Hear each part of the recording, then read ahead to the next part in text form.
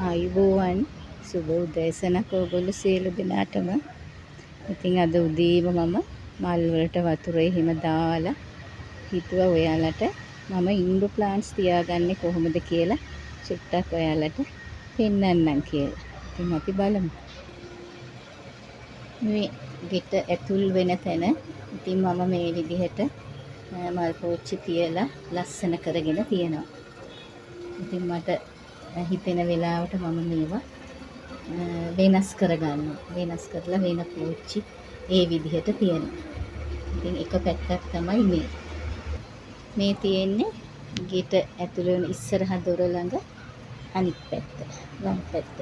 එතනත් එහෙමයි මම මේ මට ලස්සනයි කියලා හිතෙන මේ ලස්සන ප්ලාන්ට්ස් තියලා ඉතින් මම ලස්සන කරගෙන තියෙනවා මගේ ගෙදරට ඇතුල් වෙන තැන. මේ බලන්න යාළුවනේ මම මේ ඉන්ඩෝ ප්ලාන්ට්ස් තියන්නේ මෙන්න මේ විදිහට. මේ වගේ මේ භාජනය ඉවත් කරලා තිබුණ භාජනයක් පරණ එකක්.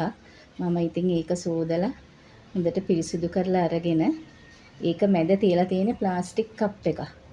ඒකට වතුර දාලා මේ ප්ලාන්ට් එක කපලා ගෙනල්ලා මේ ගල් ටිකක් දාලා මේ විදිහට තමයි මම ලස්සන කරගෙන තියාගෙන ඉන්නේ.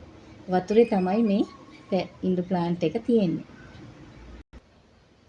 මේ බලන්නකෝ. මේක අර ස්නේක් ප්ලාන්ට් කියන එක. මේකත් එහෙමයි.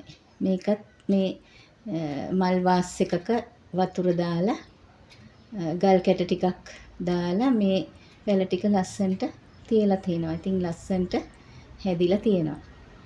ඉතින් ඒකත් ගොඩක් ලස්සනයි. මේ විදිහට තමයි මම පස්වල හදන්නේ ගේ ඇතුලේ මේ ප්ලාන්ට්ස් තියාගෙන ඉන්නේ. මේ බලන්නකෝ මේ නිර්මාණය. මෙයත් මේ අර ගුරුලේත්තුවක් පරණ ගුරුලේත්තුවක් මේකේ වතුර ටිකක් අර ලීක් වෙන ගතිය නිසා මම ඒක සෝදලා අරගෙන මේ විදිහට ප්ලාන්ට් එකක් දාගත්තා. මේකෙත් එහෙමයි ඇතුලේ තියෙන්නේ ටිකක් උස පරණ වීදුරුවක්. ඒක ඇතුළට වතුර දාලා ගල් කැට ටිකක් දාලා මේ විදිහට මේ ප්ලාන්ට් එක දාලා තියාගත්තා. ඉතින් ලස්සනයි නේද? ඉතින් මේ බලන්නකෝ අනිත් එක. මේක මේ ස්පයිඩර් ප්ලාන්ට් එකක්. මේකත් එහෙමයි. මේ සුදු පාට මල් පෝච්චියේ ඇතුලේ මම තියලා තියෙන චූටි ප්ලාස්ටික් බෝතලයක් කපලා ඒකේ යට කෑල්ල අරගෙන ඒකට වතුර දාලා ගල් දාලා මේ ප්ලාන්ට් එක රඳවගත්තා. මේකත් එහෙම. මේ විදිහට තමයි ඉතින් මම ගේ ඇතුලේ මේ ප්ලාන්ට්ස් තියාගෙන ඉන්නේ. මේ බලන්නකෝ අනිත් එක. මේ පිත්තල මල් පෝච්චි එකයි තියෙන්නේ මට මේ පිත්තල මල් පෝච්චි. ඉතින් මම ඒකේ ඇතුලෙත් ඒකට හරියන ප්ලාස්ටික් බෝතලයක් ඇතුලෙන් තියලා ඒකටත් වතුර දාලා ගල් කැට දාලා මේ විදිහට මේ ප්ලාන්ට් එක ලස්සනට දාලා තියාගත්තා. ඉතින් බලන්නකෝ ලස්සනයි නේද කියලා. ඉතින් ওই විදිහට තමයි මගේ ඉන්ඩෝ ප්ලාන්ට්ස් තියෙන්නේ. මේ බලන්නකෝ ලස්සන. මේ විදිහට තමයි මම මගේ ගේ ඇතුළ ලස්සන කරගෙන තියාගෙන ඉන්නේ. මේ බලන්නකෝ. එහෙම බලනකොට ඉතින් ගොඩක් ලස්සනයි. මට පුළුවන් විදිහට ලස්සනට මගේ ගේ පිළිවෙලට තියාගෙන ඉන්නවා. ඉතින් යාළුවනේ මේ බලන්නකෝ මගේ රෝස ගස් ටික. ඉතින් මේ වගේ මල් පිපෙනවා ටිකක් අඩුයි. මට රෝස පැල 3යි තියෙන්නේ මම පෝච්චි වල හදලා. මෙන්න මෙයාගේ නම් මේ බලන්නකෝ ලස්සන මලක් අද පිපීගෙන එනවා. මේ බලන්නකෝ ලස්සන. ඉතින් මම හිතුවා මෙයාලට අද පොහොර ටිකක් මම දාන්න ඕනේ කියලා. ඉතින් මේ බලන්නකෝ මම මේ අරගෙන තියෙන්නේ මේකේ තියෙන්නේ මෙතන තියෙන බිත්තර කටු. මේකේ මේ තියෙන්නේ වේලාගත් තේ රොඩු. ඉතින් මේ ටික මම දාලා හොඳට කලවම් කරගන්නවා. මේක හොඳට කලවම් කරලා මේ රෝස ගස් වටේට තව තේ රොඩු ටිකක් දැම්මට කමක් නැහැ. මේ කලවම් කරලා මම මේ ගොඩක් නෙමෙයි ටිකක් මේ රෝස ගස් වටේට දාලා මුල්ලු කරන්නම් කියලා හිතුවා. මොකද මට හිතුණා ඒවට පෝෂණය ටිකක් මදි කියලා. මේ විදිහට. මේ අනිත් ගහ. මේකේ රතු පාට මලක් එන්නේ. මේ සැරේ මලක් පිපුණා. ඒක බොහොම කනාටු වෙලා තමයි ඒ මල පිපුණේ.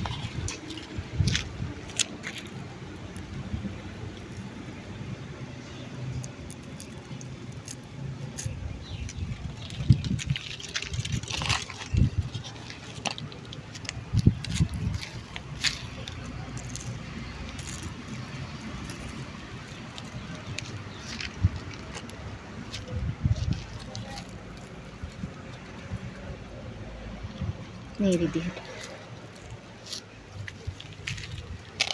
ඊට පස්සේ මේ තියෙන්නේ යාරමිලා. යාරමිලා කැට ටිකක් මේ තියෙනවා. මම හිතුවා ඒකෙනුත් ටිකක් මේ විදිහට මේ ගහට එකතු කරන්නම් කියලා. මේ ගස් තුනටම මේ බලන්න.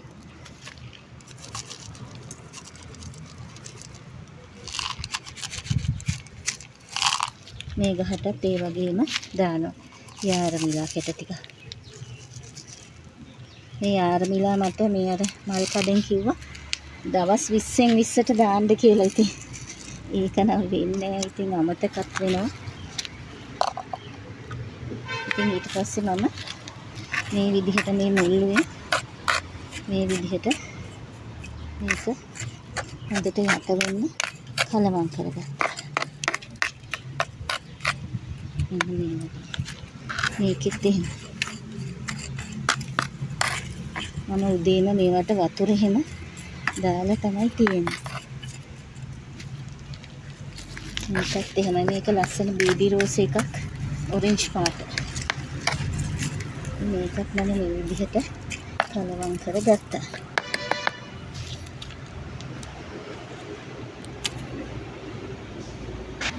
ඉතින් මේ බලන්න යාළුවනේ මගේ ලස්සන ඇන්තෝරියම් එක. හරි ලස්සනයි. බයි කලර් එක. ඔරෙන්ජ් පාට බයි කලර් එකක් මේක මට යාළුවෙක් ගෙනත් දුන්නේ. ඉතින් ලස්සනට මල් දෙකක්ම හැදිලා තියෙනවා. ඉතින් මේකේ මං කීවේ අර පොල් කොටේ පොහොර තමයි මම මේකට දාලා තියෙන්නේ.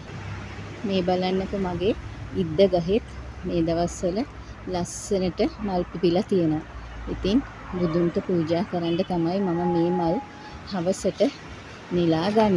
මේ බලන්නකෝ ලස්සනට මට මල් දීලා තියෙනවා. මේ බලන්න. හරිම ලස්සනයි. මේ මල හරි සුවඳයි. මේ අර ඉද්ද වර්ග දෙකක් තියෙනවානේ. මේ එක වර්ගයක්. මේක හරිම සුවඳයි. මලේ මැද කහ පාට මේ තිතක් වගේ තියෙනවා. හරිම ලස්සනයි.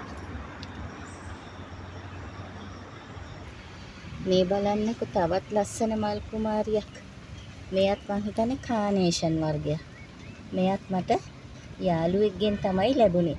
ඉතින් මෙයාටත් මම හොඳට පොහොර යොදලා අර පොල් කොටෙන් ගත්ත ඒ පොල් මේ කිඳි ටිකක් හොඳට කුඩු කරලා දැම්මා. ඊට පස්සේ තමයි මේ මල් පිපෙන්න පටන් ගත්තේ. හැබැයි යාරමිලා කැට ටිකකුත් මම යෙදුවා. ඉතින් මෙයත් ලස්සනට හැදිලා තියෙනවා. මේ මගේ මේ ඩුබායි රෝස. ඒක නම් දැන් කප්පාදු කරන්න කාලේ ඇවිල්ලා තියෙන්නේ. මල් පිපෙනවා හොරයි. බොහොම අඩුවෙන් තමයි ඒකේ මල් පිපෙන්නේ. ඉතින් යාළුවනේ අද උදේවරුව මම මේ විදිහට තමයි ගත කළේ. ඉතින් ඔයාලට මේ වීඩියෝ එක ලස්සනයි නම් මාව සබ්ස්ක්‍රයිබ් කරලා නැත්නම් මාව සබ්ස්ක්‍රයිබ් කරන්න, මට ලයික් කරන්න, කමෙන්ට් කරන්න. ආදරණීය ඔයාලා සියලු දෙනාටම තෙරුවන් සරණයි.